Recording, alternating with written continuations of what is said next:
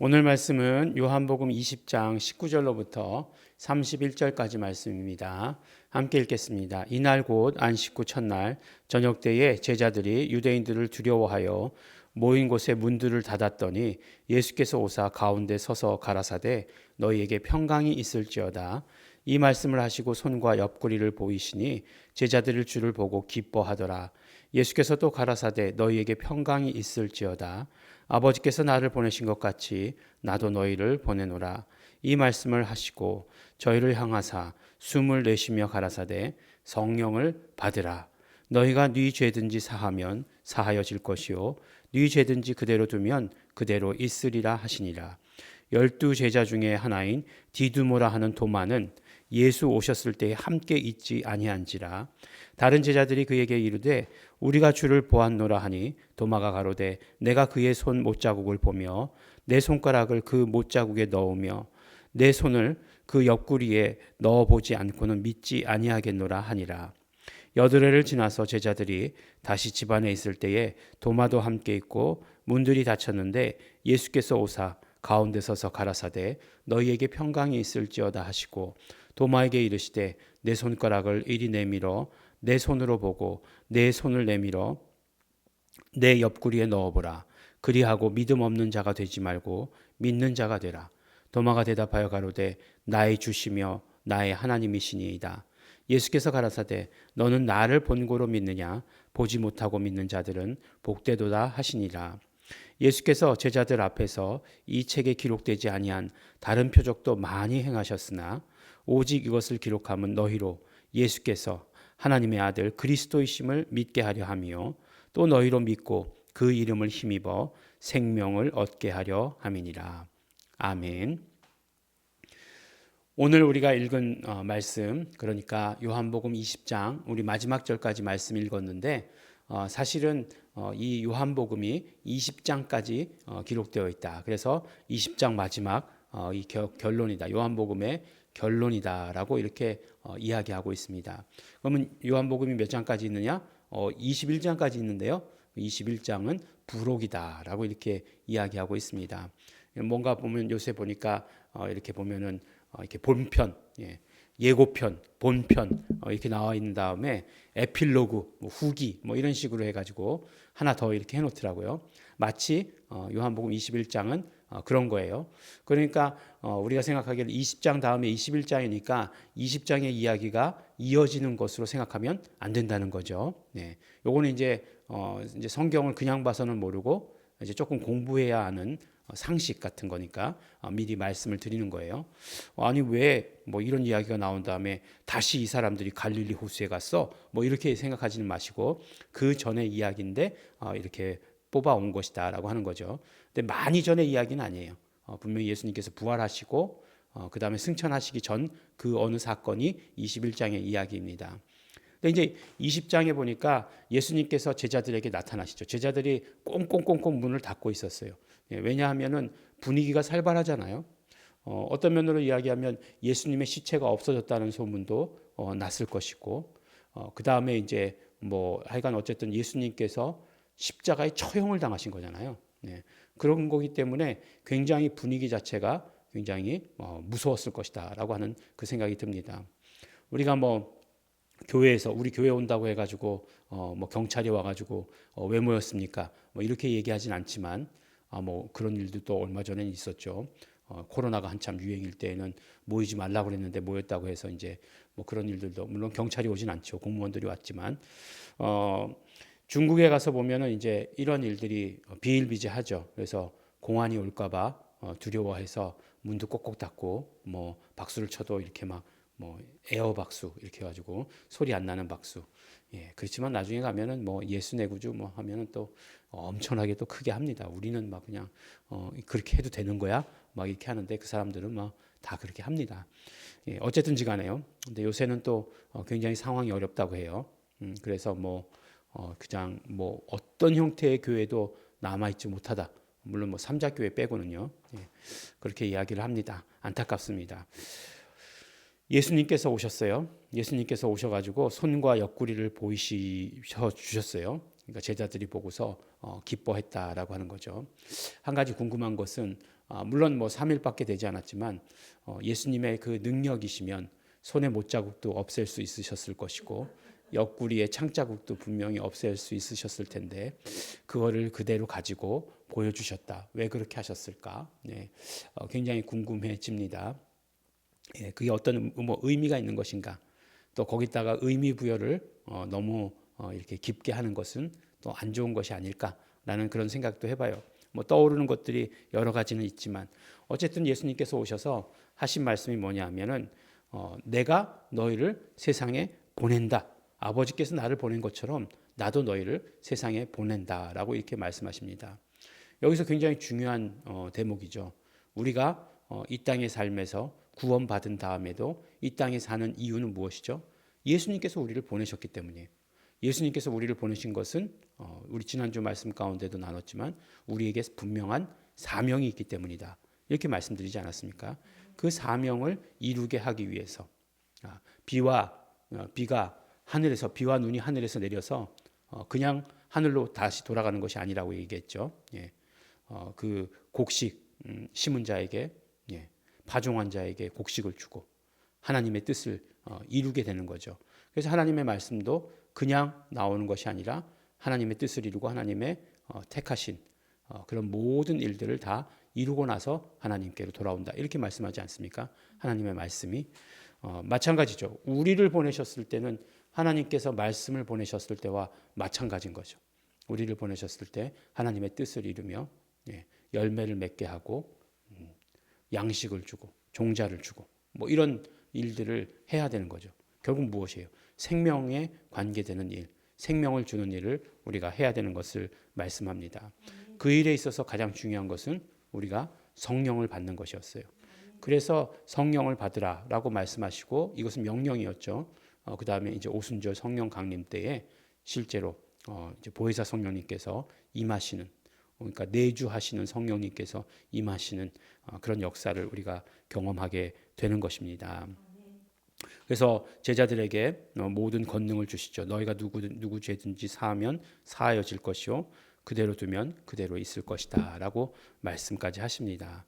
근데 이제 요 마지막 사건이 하나가 더 있어요. 어떤 사건이죠? 그렇죠. 도마의 사건이 하나가 더 남아 있습니다. 우리 도마는 항상 그 찬양 때문에 그런지 몰라도 의심 많은 도마, 호가 의심 많은이죠. 의심 많은 도마. 그래서 도마 앞에는 항상 의심 많은 도마. 근데 사실은 보니까 도마는 항상 뭐 앞에 그 뭔가 붙었던 것 같아요. 디두모라 하는 도마. 디두모는 이제 쌍둥이 그런 뜻이거든요. 그러니까 뭐 우리 뭐 그 보통 쌍둥이를 봐도 그렇지 않습니까? 뭐 학교 다닐 때 보면 쌍둥이에 꼭 한 명씩은 있잖아요. 그럼 제 쌍둥이래. 그럼 그 다음부터 쌍둥이라고 부르잖아요. 그런 것처럼 이제 도마도 그렇게 불렀다라고 하는 거죠. 도마의 쌍둥이 형제는 뭘 했을까라는 생각도 또 갑자기 듭니다. 이런 잡생각들이 별로 도움이 되진 않는데 어쨌든지간에 도마가 이렇게 얘기하는 거예요. 예수님께서 분명히 보여주셨잖아요. 손과 옆구리를 보여주시니까 제자들이 주를 보고 기뻐했다 이렇게 얘기했거든요. 근데 도마도 그러는 거예요. 나는 내 손을 그 손가락을 그 못자국에 넣고 내 손가락으로 내 손을 그 옆구리에 넣어보지 않고는 믿지 않아야겠다. 그러니까 예수님 부활하시고 난 모습이 이게 못자국과 그 창자국이 그대로 있었던 거예요. 그 모습으로 그대로 이렇게 돌아다니시는 것이죠. 좀 끔찍했을 것도 같고 여기는 어떻게 옷으로 가렸을 것 같은데 손의 못자국은 그대로 보여주실 것 같아요. 그랬더니 중요한 사실이 여기서 이제 발견되는 거죠. 사람들 다 있을 때 혼자서 어디 가면 안 된다 하는 거. 혼자서 어디 가면 안 되는 거예요. 그러니까 어떻게 됩니까? 이렇게 혼자만 떨어져 가지고 나는 못 믿겠다라고 이렇게 하는 그런 것이 되는 거죠. 예수님께서 그 다음에 나타나셨어요. 도마가 있을 때 나타나셨습니다. 그리고 뭐라고 얘기하시냐면 네가 얘기한 대로 네 손가락을 내 손에 집어넣어 보고 그 다음에 내 손을 내밀어서 내 옆구리에 넣어봐라 라고 이렇게 말씀하십니다. 그랬더니 어떻게 되느냐?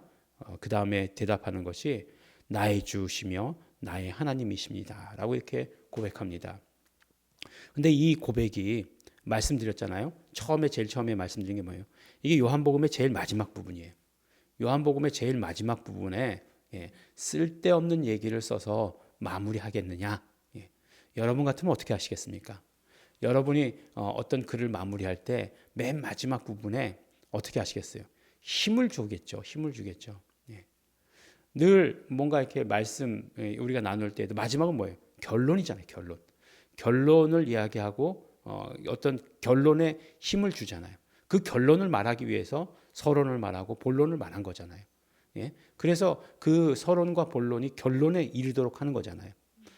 그런데 도마의 이야기가 뭐 의심하지 말라 이런 이야기였다라고 한다면 이게 마지막에 쓸 일이겠습니까? 이건 부록 뒤에다 써야죠. 부록 1, 부록 2 뭐 이렇게 썼어야 되는 거죠.